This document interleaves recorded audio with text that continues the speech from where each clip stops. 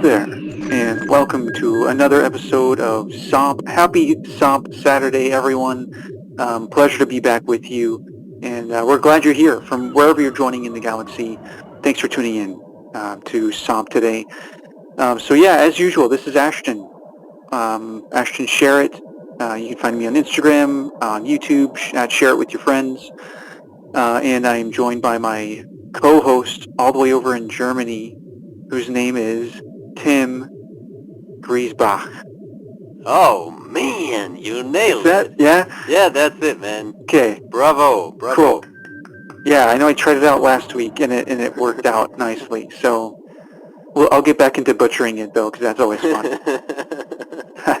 It is. I've been thinking if we have to expand the Happy Some Saturday to Happy Some any day, because people might not be listening on Saturday, but we have to celebrate on Saturday. That's our day. Yeah, that's our day. Yeah, and hopefully when you're tuning in, if it's not Saturday, hopefully it feels like Saturday when you're right. Yeah. Awesome. So just a short recap. Last week we went over like our video game picks, nerded out about that, nerded out about Andor, because thank goodness I've completed that with actual sound this time. So that was, really it for recapping last week. Go check that out. I have to mention that you have been foreseeing stuff as well. Yeah, so kind of wild. We talked about the Star Wars Bounty Hunter game, which is my favorite Star Wars game. And I'm sure a lot of you saw that. All of a sudden this week, we get an announcement that they're re-releasing that game August 1st. I swear, I don't have an internal connection to Lucasfilm or anything like. Not yet. Yeah. So some people have speculated. I've never seen an announcement for that. I've never seen an announcement. It pops up. No, August it was 1st. this week. What's going on? It was this week. We had no idea, obviously, just like no one else did. Someone messaged me, was like, dude, did you like know about this? Like, did you have connections at Lucasfilm? And I was like, no, I wish I did. But no, this is just a happy coincidence. We should jinx more stuff. Yeah, honestly, yeah. Let's think. Put in the comments what you would like us to talk about, so it can come to fruition. So my first wish is the ultimate Skywalker saga soundtrack. Oh my goodness, yeah, that's mine too. Repeat that each week. I guess that's all of our wishes. So yeah, let's make that happen. Cool. Well, yeah, I guess let's jump right in. This is going to be a really special episode, actually.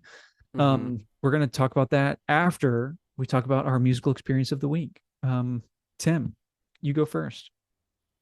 I go first. I'm not very well prepared because it's anything small or Star Wars big music. Yeah. I've been listening to the Power of Two track a couple of times, just enjoying the vibe while driving. And I've been listening to the score from Gordy Harp for Star Wars Hunters for the video game. Yes. Which is a total odd release because the official release was now, but I've playing it for months on my iPad, and I don't know why. But it's here, and the soundtrack is very good, and I enjoyed that. I listened to some of the RX's playlist from August Cantina as well, but it's nothing specific to share. Nothing new. Really. Cool. Yeah. No, that's cool. The Hunter soundtrack is super cool. Gordy Hobb, he went back to his roots, which was metal music. He's really into metal, like heavy metal music, and so you will hear that influence in the Hunter's soundtrack. It's really quite awesome. So yeah, go check that out. That is totally an honorable mention. Just Gordy Hobb in general. My musical experience is The Acolyte. I won't talk about spoilers, so no worries about skipping ahead or anything, but this most recent episode 5 of The Acolyte, that is my musical experience. If you are following along on Instagram, I'm sure you already know what I'm talking about, but I'll just leave that there. And you've seen this episode 4 times or what? 5 now. Yeah. So yeah, I think 4. Ashton might like this one. Yeah, 4. I watched it 4 times on repeat when it came out. Like after it finished, I was like, I didn't know how to process it. I just needed to go through it 3 more times. And then yesterday I watched it again. So yeah, 5. Oops. I went for the opposite direction and I just tried to process it somehow in real life. Nice. But I don't know if it's good because I'm still somehow shocked. But that's it for this episode. Yeah. Yeah. Breakdown we won't for you online. Yeah, we already talked about Acolyte episode 5. If you haven't checked our breakdown on that yet, go check that out. It's a titled differently. SOMP Talks the Acolyte, episode whatever. So yeah, go check that out. It's on YouTube as well if you want to see our hologram. If you want that vibe on your screen while you listen, that's always fun. So shout out to Robert again. Dude, shout out to Robert. Everyone is loving that logo, and like who doesn't? Like we've been in love with it ever since Robert showed us like the first initial like renders of it, and it's just it's perfect. Yeah, dude, he's a magician. And we need to get him on this show. Yeah, I'm excited. Well, and so that's actually a great segue. So this episode is so special because this is our first guest episode where we have a guest on the show. So just like we'll be having, Robert on the show soon, today we're going to be talking to someone that most of you will probably know. He is everywhere. He tunes into everyone's live streams, everyone's podcasts. He's commenting. He's so just like everywhere somehow. And that person is JT Lovecraft. For those who don't know JT, super great guy, an incredible swordsman. His lightsaber like twirling videos are crazy. He's a super Star Killer fanatic and voice actor, collector, just doing the Star Wars nerd thing. So as all of us are. So yeah, Tim and I had this idea of talking to people who aren't musicians, or at least aren't musicians primarily speaking, but as all of us know, like we all connect with the Star Wars soundtracks in such a fundamental way, and grew up with this. Here. That's why we're here. And yeah, and like we grew up with these sounds. Like they have such a crucial role in our upbringing and like our just like our takes up so much mental space for all of us. So the idea, just like our idea for SOMP in general, was to kind of as musicians, but Star Wars fans first, talk to non-musicians about Star Wars music. And maybe as you've been listening to our stuff, maybe are you experiencing Star Wars in a different way or a new way? Are you hearing connections that you haven't before, musically speaking and stuff? So that's the idea with this is yeah.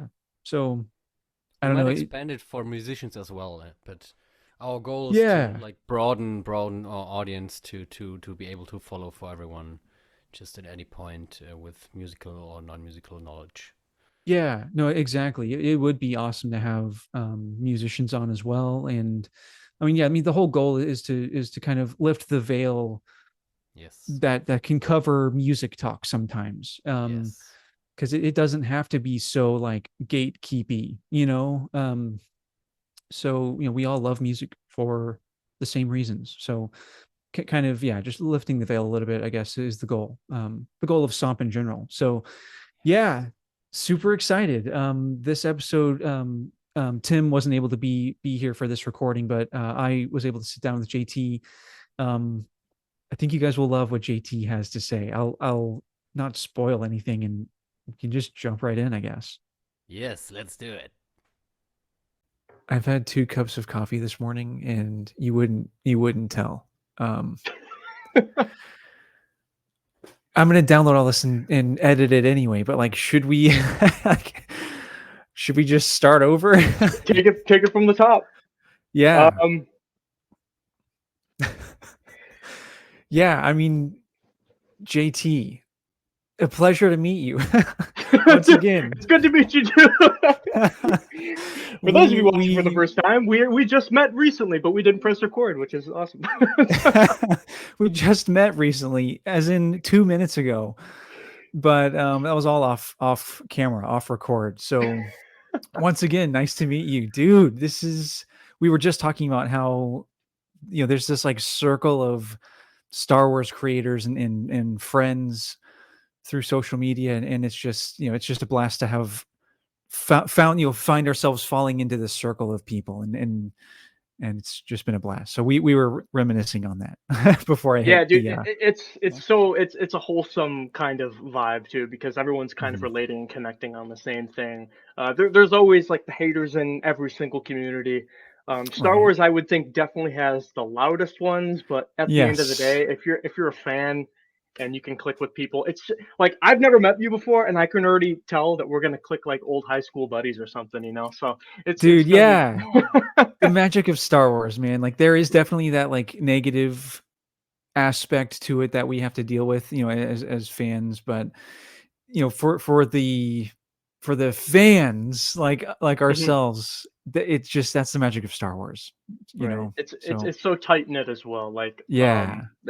I wouldn't trade anything for falling into this community, like you said. Like Yeah, everybody, there's always like the top dogs, but like everybody still knows everybody, and they're all friends. So exactly. yeah, it's good. Yeah. Well, as I mentioned earlier, you have some pretty crazy episode 2 specific stuff that you're wanting to share. So, Yeah, well, I found you through Mortis FM, my buddy Grayson and Cole, and yeah. you do this kind of audio focus mindset when watching the movies. And I've never tried it before, but I tried it for the first time because I recently watched Attack of the Clones, and Excellent. such a different, unique way of watching the movie, just like strictly focusing on the audio. Because if you Yes. already got the story plot devices in, and then you do something like that, a lot more starts to connect because you can Mhm. tie certain cues to the characters and vice versa and all that. But yes, Attack of the Clones. I wrote down a good handful of them in my notes in my phone here. So, Excellent. Yes. right. Cool. Well, yeah, get after it. I'm excited because as you may have seen, like I think Stars episode 1 is like the one that I've picked apart the most. Just because like for me, like just selfishly, like that's my favorite, Star Wars movie. Um, but yeah, I've picked apart some things in episode 2 and love it. But I'm really excited to hear like how the experience was for you and like what you found, like what stood out to you, Yeah, Yeah, dude. Like episode one, The Phantom Menace being your favorite movie is a hot take. It's an it unpopular is. take, but I respect it. It's still top three for me. Nice. It's got a whole lot of juicy audio cues in there as well. Yes. But let's dig right into it, I guess. Yeah, let's do it.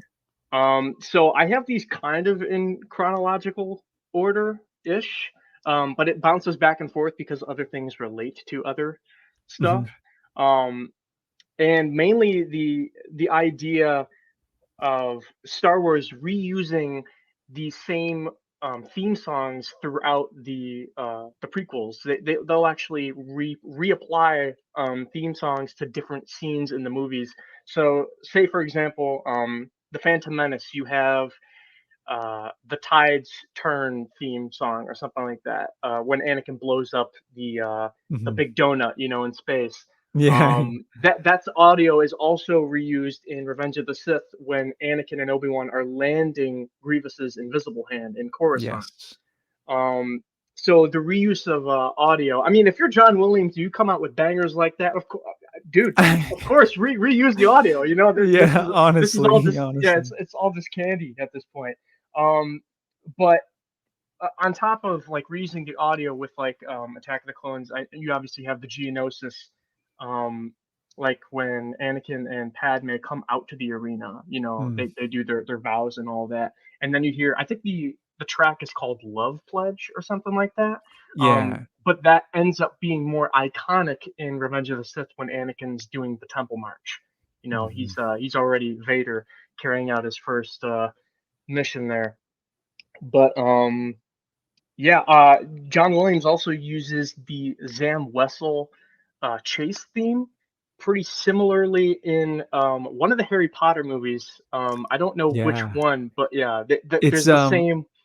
It's Chamber of Secrets. The second one, okay. Yeah, the second one, and it is literally copy and paste. They're in a different key, but it's literally the same exact stuff for like several measures. There's a few like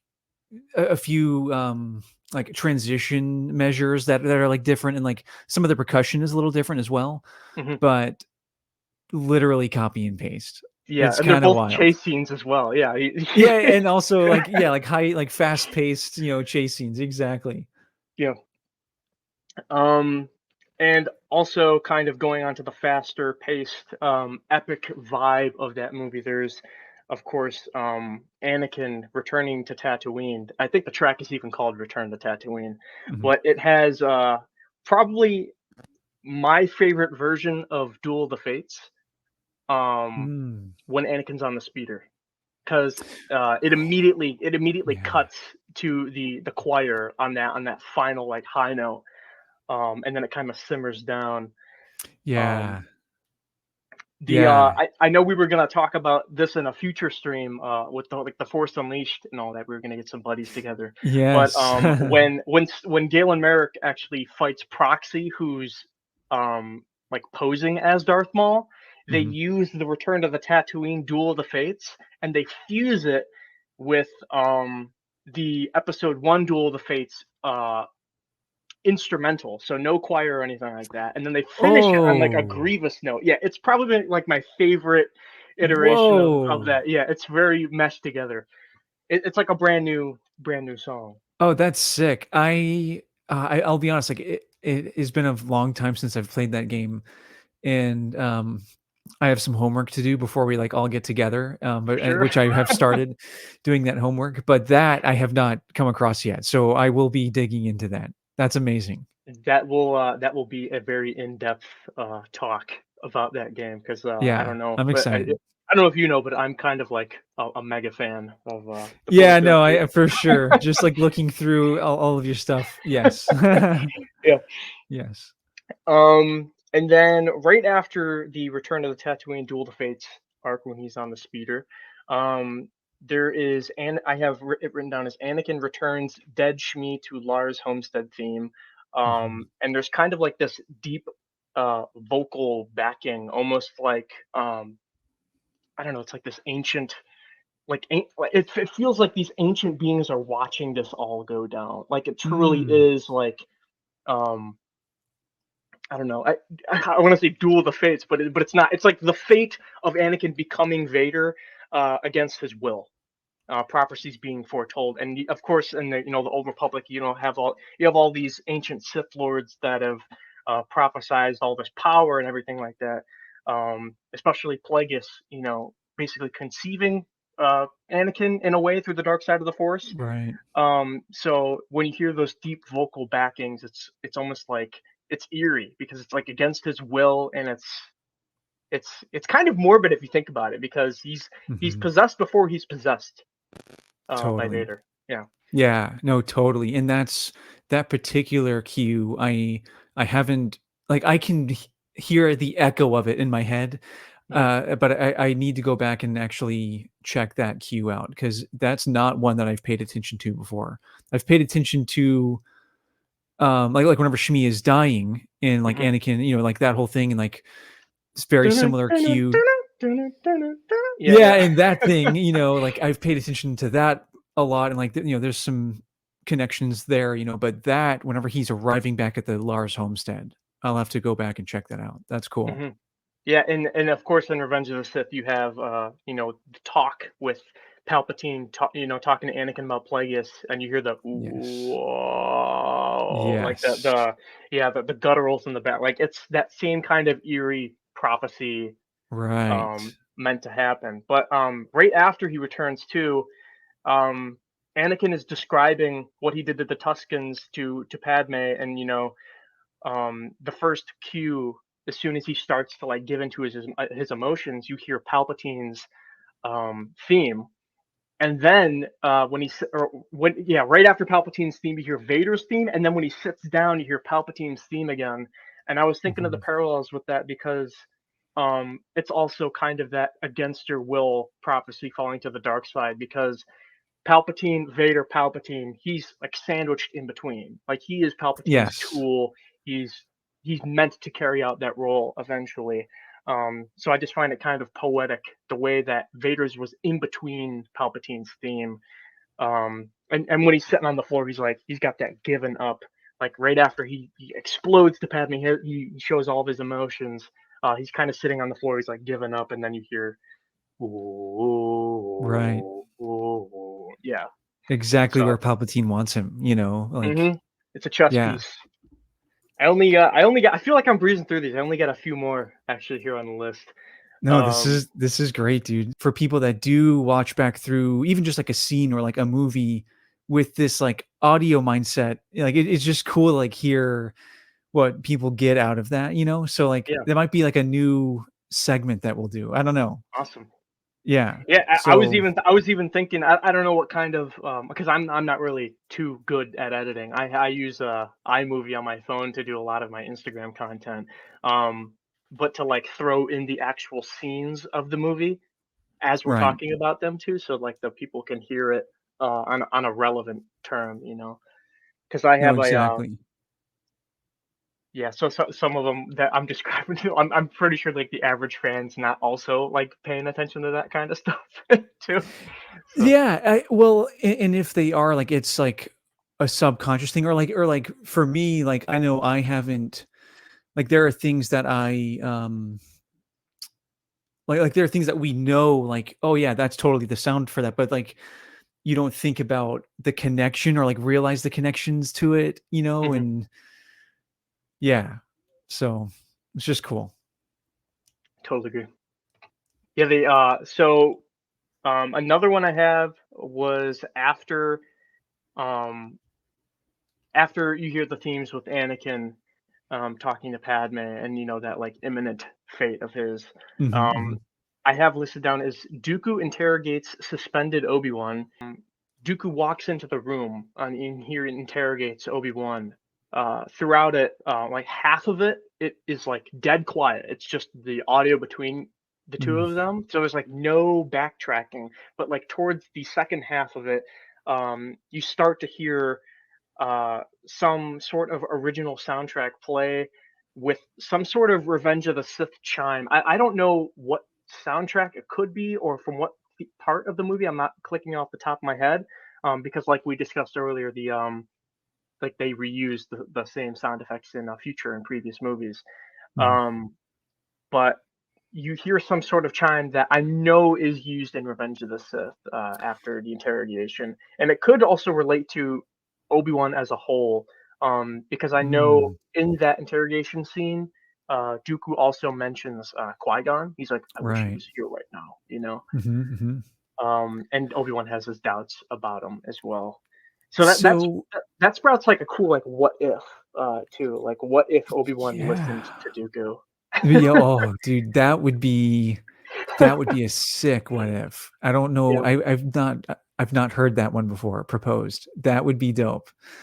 So yeah, when you say chime, because I can't remember what that sounds like. Is it like a percussion chime, like a bell, or is it like a it's like one of the short like 2 or 3 second audio cues that's also in Revenge of the Sith. I have to go back and find it. Maybe we can throw it in if we have the time, and but it's actually a post-production. Yeah, I can totally throw that in. Yeah, it was like I just heard it and I was like, I know that's somewhere. Okay, this is probably the first time that it's being used, but I know that's also somewhere else. So and it's really weird too because Revenge of the Sith also has like an unreleased John Williams audio track for the original soundtrack. Mainly on the Revenge of the Sith album, because I got it on my phone and Apple, and they don't have the Senate arrest theme with Palpatine. where Mace, Kit Fisto, Stacey Tin, and Agent Kolar, they all come in, the Senate will decide your fate. I am the Senate. You hear the dun dun dun dun dun dun dun. That is not on the soundtrack at all. It's like an unreleased thing. And in Attack of the Clones as well, the cleaver belt that Anakin is like, he's dutching on it, and he's like cutting the things on the board. In the Geonosis factory, there's also like an unreleased soundtrack that's in that kind of thing, especially around when his lightsaber breaks too. And he's like, Obi-Wan's gonna kill me. There's like hidden things that they're not thrown in, which it's terrible because we like these things. Dude, I know. Like we have the one for the Phantom Menace, thankfully. Like that's relatively easily accessible, and on like on YouTube, some people have tried to like compile playlists and stuff. Like there's quite a bit on there, but we need specifically the prequels, all of these like full soundtrack, Agreed. An official cut. Yeah. Yes. And we were talking about it earlier too with the Phantom Menace. I think it's called The Tide Turns or something like that, but it's used in Revenge and The Phantom Menace. But that's also an unreleased track. That's not on the Phantom Menace album. Right. So right. Yeah, we need these things, man. We like these things. It does keep it kind of like special though, because like for exactly this, like when you go back through and watch Attack of the Clones, for example, you're like, these sounds like, whoa, like, it keeps them new, I guess, or something. So yeah, that is special. It's almost like a cool kids club. Like if you're listening strictly to the audio, I would imagine that somebody like growing up watching movies as a kid, or somebody especially with a wider range of musical background, were able to pick up on these little tiny cues and relate them to other parts in the movie or other movies in general. Totally. Yeah, I have another one where 3PO and R2 enter the droid factory room. They're standing on like this door where like they're just like looking over the ledge, and I don't know what kind of instrument it is, but it's like this synth like chime, like the same thing is used. I don't know if you've ever seen the Hellraiser movies. I haven't actually. No, you haven't. Okay, I will send it to you, but it's like the same exact instrument played in the same way too. Whoa. And the Hellraiser soundtrack also was not composed by John Williams, so it's really weird that it was used in the same audio way to like it shows like the scenic like dread of like what the protagonists are like looking at, I guess. And it's like standing over this. And it's definitely like orchestral soundtrack and not like a sound effect, like the Wilhelm scream is, right? Like it's definitely soundtrack. It's an orchestral sound effect, I guess. Crazy. Right. Totally. It's a specific type of instrument, but it's used in the same exact way. Oh man, that's wild. So cool. But I love that.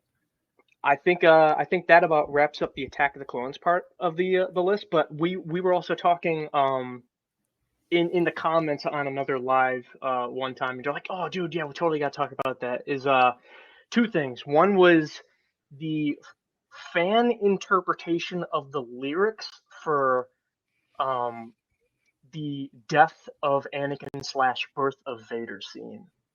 Yeah.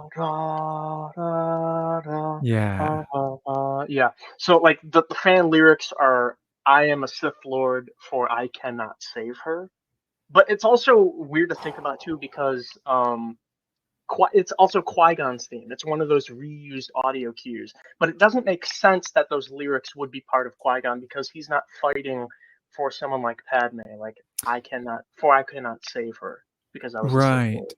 Now, yeah, I can't remember if you had mentioned like where that was sourced. Like where did those lyrics come from exactly? And maybe I just saw them online. Yeah, I don't even know. That's so interesting, because I know, like for same thing for like Duel of the Fates, like John Williams just kind of used this just like Sanskrit language and, just kind of like mix and match things, like mainly for the vowel sounds of them. Yeah. And same thing for the funeral theme. It's like that same kind of language that he's after there. So yeah, and we did on the SOMP podcast, we just did an episode about source music, which is like in galaxy music, and came to the conclusion that like the funeral theme is definitely source music, like that's in galaxy music, especially because during Padme's funeral, we hear an instrumental version of that. Like there's still voices, but it's not like vocal forward. And so it would just, I'm sure that there are in galaxy lyrics, if that's in galaxy music, like they're singing something, right? So that's got to be a thing. We got to like research where this is and like when, because you're right. It would be weird. Well, two thoughts. It would be weird if those were the lyrics, because like, they're singing that during Qui-Gon's funeral. I don't know, kind of strange. Doesn't really relate to, and then also like if they're saying I am a Sith Lord, like if anyone knows that language in that room full of like Jedi and stuff, like it's kind of a weird, so like that's interesting. But then the next thing that I'm thinking about is, oh shoot, it just left. Oh no. Don't you hate when that happens? I can cut out. It's the problem with being a Star Wars fan. You get carried away and jumbled. It's like just cans of worms all the time, everywhere. You can't clean up any of these cans of worms. Oh shoot. You said two things relating to Qui-Gon and Anakin's funeral theme. One was that it's an in-universe theme. Right. For them to say I am a Sith Lord, it wouldn't really tie well to being. Thank you. Yes, I did. So my second thought to that is, what if the lyrics are different during Vader's rise versus Qui-Gon's funeral? You know what I mean? And so and I'm almost it's the same, but if they're not, I'll have to go back and like listen through. And I have the scores too, which have like the written vowels and like syllables. Oh, really? Okay, cool. So yeah, like handwritten stuff, which is like amazing. It's a treasure. But I'll have to go back through and cross-reference the lyrics. I haven't done that yet. I've cross-referenced the like chord progression, but not the lyrics. So if they're different in any way, it begs the question that they could be singing different things. That could be huge too. It could mean something different as well. Exactly. I just wonder what the English translation of something like Qui-Gon's difference would be. Because if I am a Sith Lord, for I could not save her, referencing Padme, because Anakin and Padme technically die at the same time there. Right. At Vader's birth, he puts the helmet on. I wonder what that translation would be for Qui-Gon, what that would reference. Because like you said, there's like the in-universe music too. And I think for Duel of the Fates, like Korra Ratama translates to like dreadful winning or something. It's just like, it's like weird English translation lyrics. Like it's almost nonsensical. But like you said, it's used for the specific vowel sound of like the atmosphere of this, like, they're fighting in this big reactor room, and then the vice versa, they're fighting in this big field. Big things are at play and all revolving around the fate of this child, Anakin Skywalker. Which sprouts the other what if Maul didn't stab Qui-Gon and he actually just like diced him up. Qui-Gon wouldn't have had like a chance to tell Obi-Wan train the child. Because even Yoda was like, to the end of the movie, he's talking to Obi-Wan. He's like, "No, I do not believe in that." What would have happened if? What would Obi-Wan have done? Because Qui-Gon was the father-like figure for Anakin. So. Yeah. What? Because like Anakin, obviously, like the Jedi Council knew how powerful he was, midichlorian-wise, and so forth. So how would they have approached Anakin? And like how they've dealt with him. it's a weird futuristic topic about like fate and like destiny, because Anakin's prophecy is to, you know, destroy the Sith and bring balance to the Force. Even to Return of the Jedi, he destroys the Sith and brings balance to the Force. Even though he's Vader, he still fulfills the prophecy. Whether meaning destroying the Sith being Palpatine, or clearing his own name because he was also a Sith. So he destroyed that part of himself to become a Force ghost as well. So it begs the question, like, would the Jedi Council, even though he's free, would they send him back to Tatooine to live with his mom? Would Shmi die in some other way, and then he would turn to the dark side on his own volition? And then the Jedi would have to take care of that threat later. And then Anakin would still have to take out the dark side version of himself to fulfill the prophecy. It's like it's a crazy what if deep rabbit hole, but it all relates to the same topic of that has to happen. It has to. Super cool to theorize about that. No, I love that. Like, I could almost imagine a Sith duo then going to Tatooine to retrieve Anakin, you know, instead of Qui-Gon and Obi-Wan, because that didn't work. Well, let's send a Sith duo out there, and like let's get, you know, Anakin that way, you know, like maybe he's resentful, you know. And like, it's all a timeline issue as well too, because I don't know how deep into the EU you've trekked, but there's this species called the Yuzhang Vong, who are like this organic dude, space, they're my favorite. They're your favorite? Okay, awesome. They're my favorite. Because who's to say that they don't show up towards Legacy and they come to the core planet worlds earlier?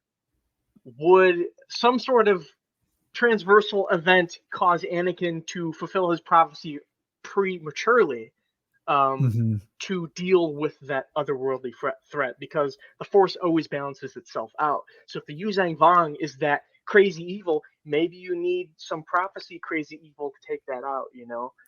Dude. I know in I think it's Fate of the Jedi, it took Darth Krayt and Luke Skywalker to put aside their differences to take out Abeloth, because she was such a massive threat.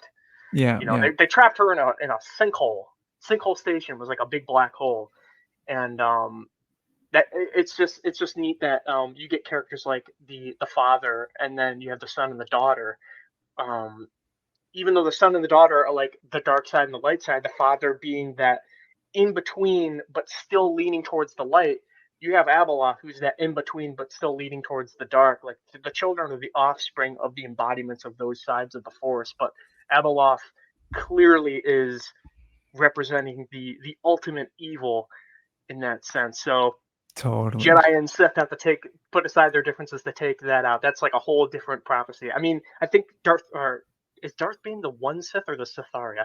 I forget which one Krayt is compared to Bane. But they even have Sith prophecies, right? Right. So yeah, it's a crazy rabbit hole to think of, like, these little things that could have been changed. Even in Revenge of the Sith, when he's like, "You're the Sith Lord," he could have killed Palpatine right there if he gave into his anger. You know, this dude's unstable.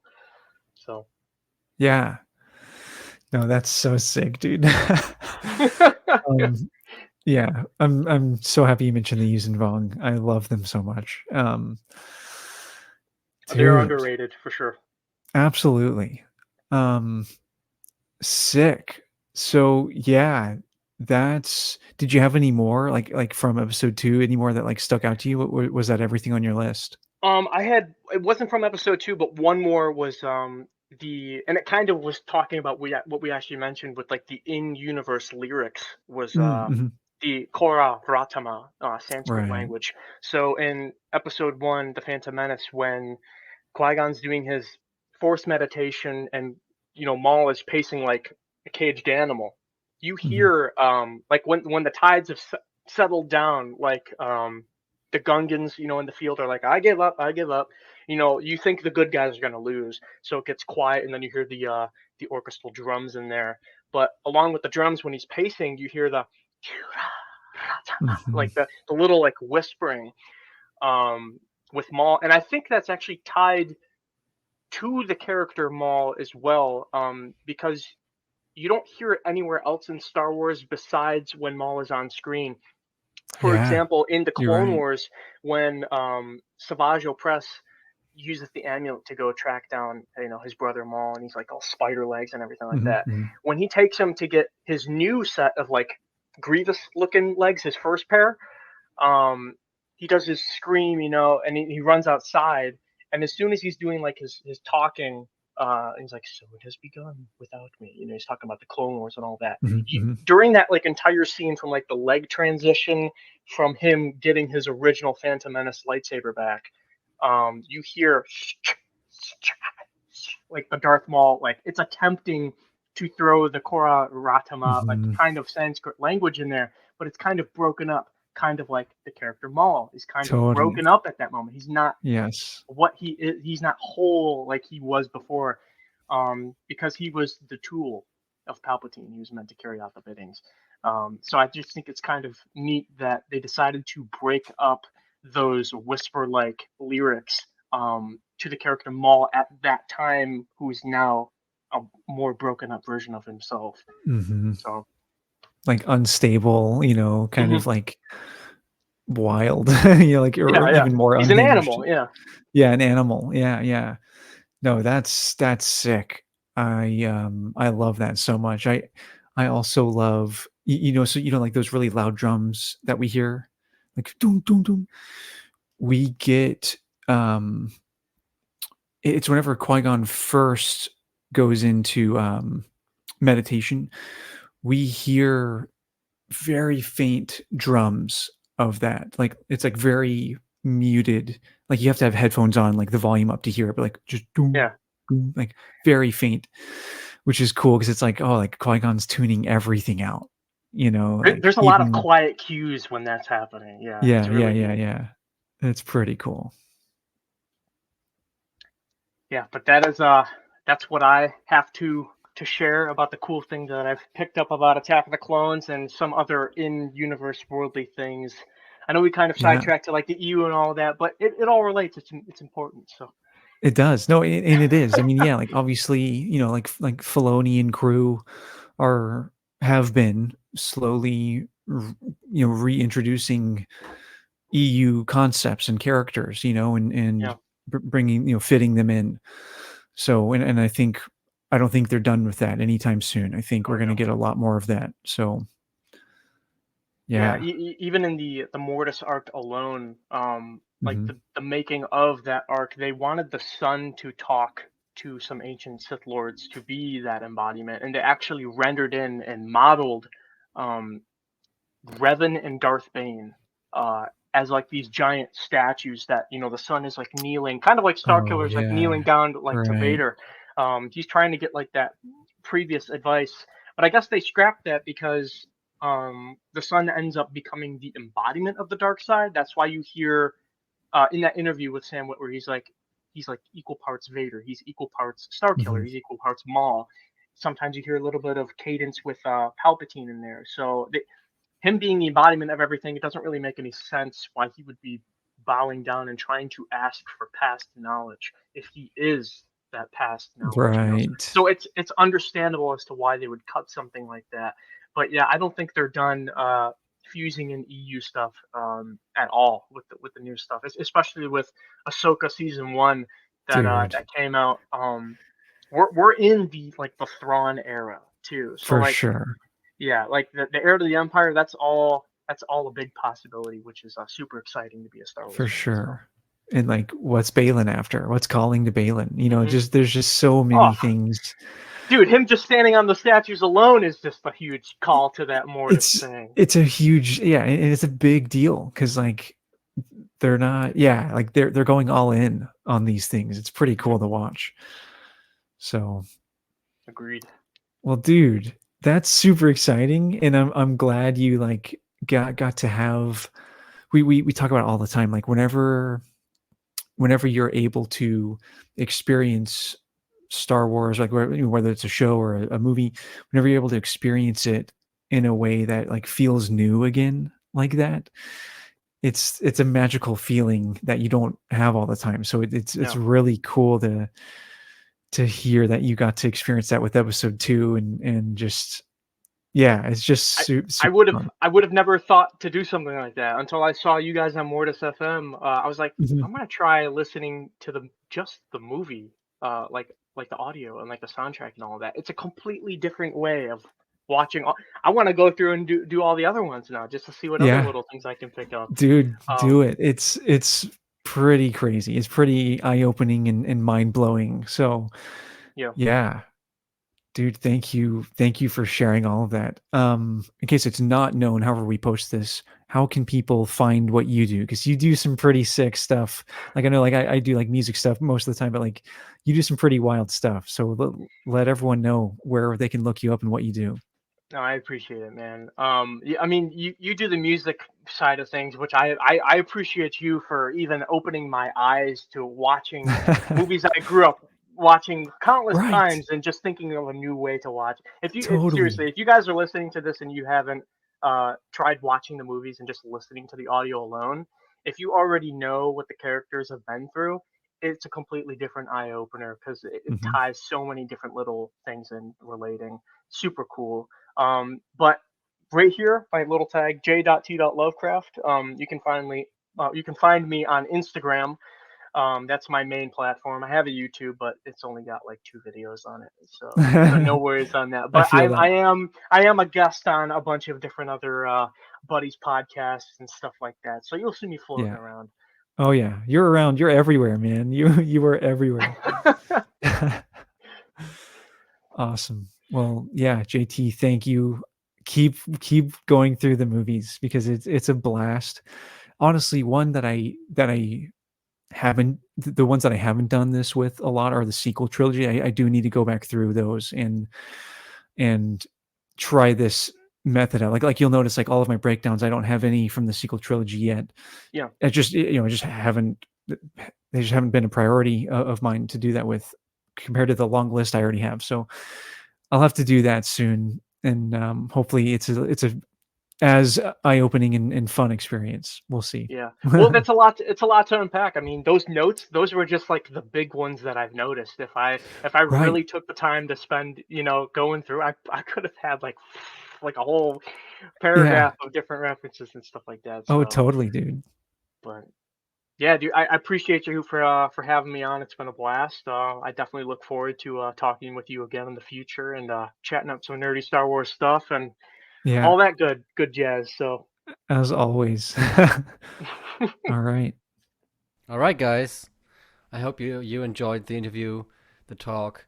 We wanted to make sure that that you interact with us as always. Make sure to follow us on the socials. Follow our Instagram, our new YouTube channel. Follow Ashton on YouTube and on Instagram as well. And may the force be with you.